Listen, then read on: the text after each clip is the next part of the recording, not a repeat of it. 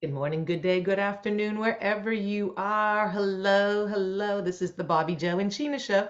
I being Bobbi Jo and my friend and colleague Sheena Kantar. Hello, Sheena. Good morning, good afternoon. Good afternoon from me and good morning from Bobby Joe. So today's, which is a really good one actually to follow on from yesterday, lesson 6, thinking into results.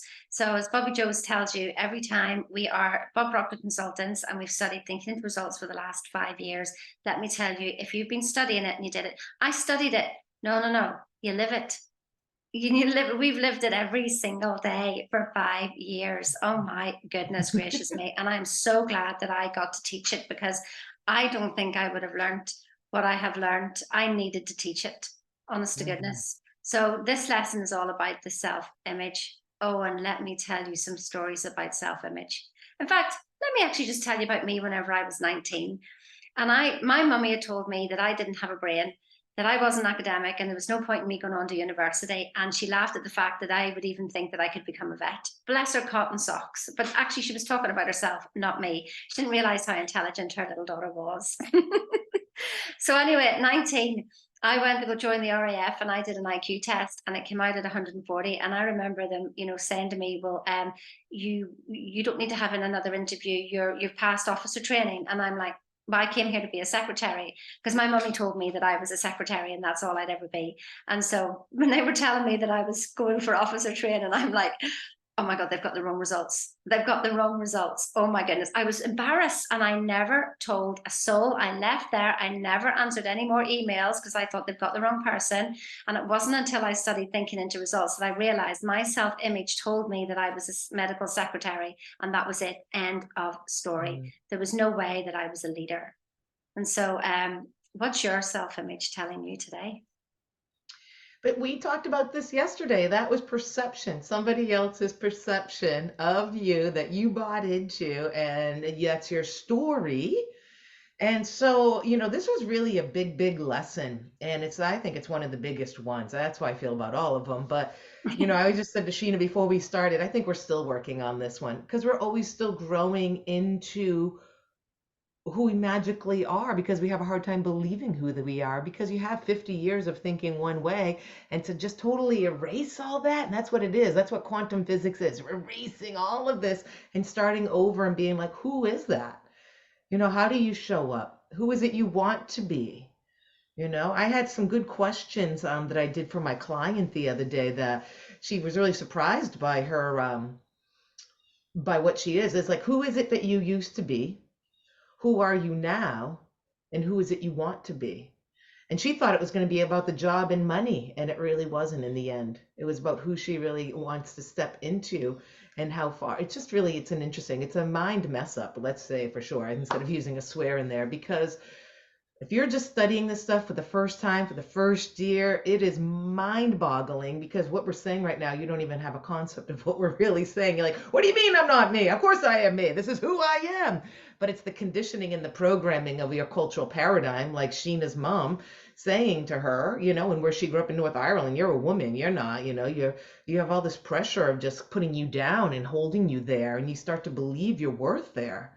And there's this cybernetic mechanism in our brain that's like a thermometer that keeps us at a level of where we make money, of where our weight is, of what we believe we can do. And when you start really scratching that and going, wow, this is what I believe, but this is what I truly want, and they're not the same place. So you can go deep, deep, deep here. One of the things that I've realized is, like a lot of times people study personal development because they want to get more in life. And Mm. so you change the imagination and you change this and you change that and change the other. But actually the one thing that is going to change everything in your whole life and will do it all for you is the very concept of who you think you are. So just like I spoke yesterday about, if you think that you're a loser and that, or that you're a medical secretary and that's it, and that's all you're supposed to be, then that's all you will be. So I'll tell you what it took for me was a shift, was actually a divorce, because you get married and you're told that you're going to get married and you'll be happy for the rest of your life. And then, I don't know, somebody else has a different idea of what that is. And so that apparently happens to me, but actually it was something obviously in my evolution that was in my growth that I had it happen to me. Must have chosen in that experience on some level to wake me up.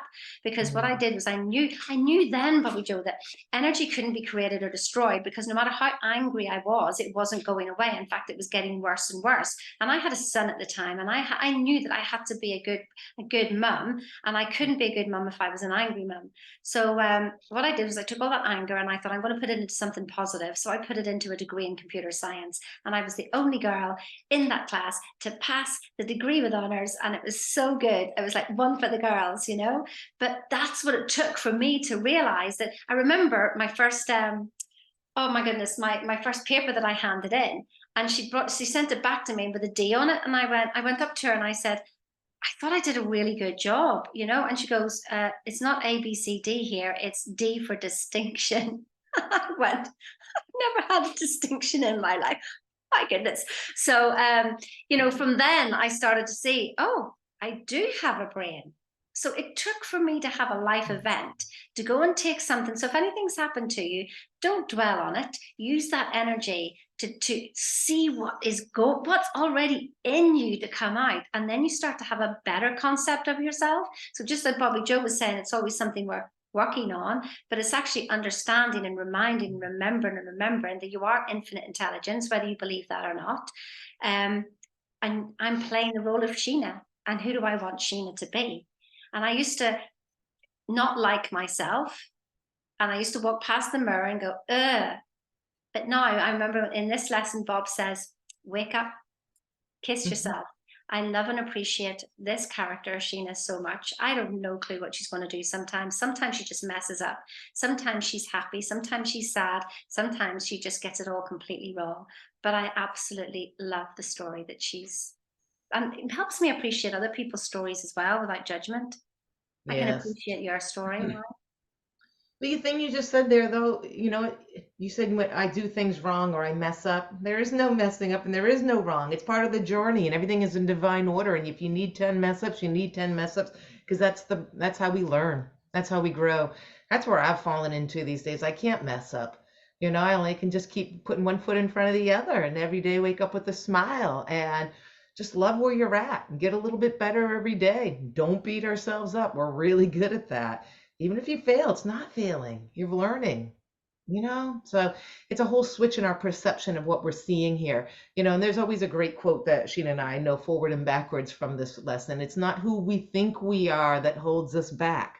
It's who we think we're not. Like Powerful. before, and she was so right. We were always trying to get years ago if we were doing this, whatever we're doing here, on YouTube, it would be about getting, oh, we're gonna need clients. And now we're just two friends sharing this information because it's really needed out there and we enjoy it. So I'm not here just talking to my best friend and I'm not trying to get anything and just enjoying it. But it's like who we think we are is not who we think we whatever. It's holding us back. It's like we're not Oprah Winfrey. We're not like this big thing, so let's not do that. And we would hold ourselves back, but it's like, yeah, that's right. We're Sheena and Bobbi Jo. And we're just here shining our light for others to see and to just grow a tribe of kindness and love in the world that's really needed. So we can go round and round, but I love it.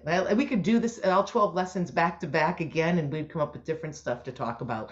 And that's the fun of it all. So if you like us down below. Tell us about you. Tell your friend about it, right? Thanksgiving is coming. Talk about us. Be like, there are these two girls, and they just think off the cuff so differently. Because I know when I talk to my friends or other people, they're just like, they just stare at me kind of and they drop their jaw a little bit because they're just not used to people. I don't complain about things. I take charge of my life. I talk about beautiful things. I let others rise. It's refreshing, people. So give it a try. Like us, subscribe. We love you. We'll talk to you soon. And love yourself more than ever. Cheerio now. Happy Thanksgiving.